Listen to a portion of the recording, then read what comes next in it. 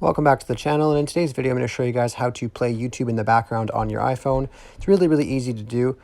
So it allows you to listen to audio like you would Apple Music or Spotify. So it's really beneficial. So I'll show you guys how to do it right now. You just want to open up Safari and head over to youtube.com, and what you want to do is you want to click on the A's in the top left corner on YouTube, beside where it says youtube.com. Click on that and click on Request Desktop Website.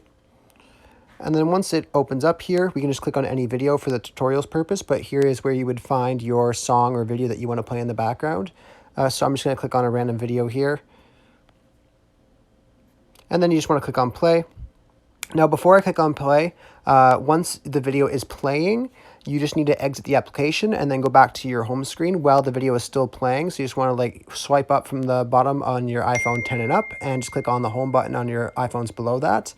So let's get the video playing right now. This is a Bugatti Chiron, and it is currently the fastest production car you can. And we could hear the audio here. I'm just going to pause the video just so you guys can hear me. But yeah, so here we just want to replay the video and then exit immediately out of the application, whether it's the home button or swipe up. It'll do 200. So now we won't be able to hear anything. So what you need to do now is you want to go to your control panel and just click on play. So mine will be swiped down from the top, and we just want to click on play. 161 miles per hour. It's also the most powerful production car you can buy. Back here is an 8-liter quad.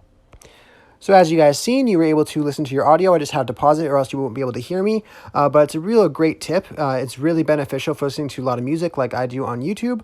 Anyhow, I really hope I was able to help you guys out with this tutorial. If I was, be sure to leave a like and subscribe for more YouTube tutorials. Thanks for watching.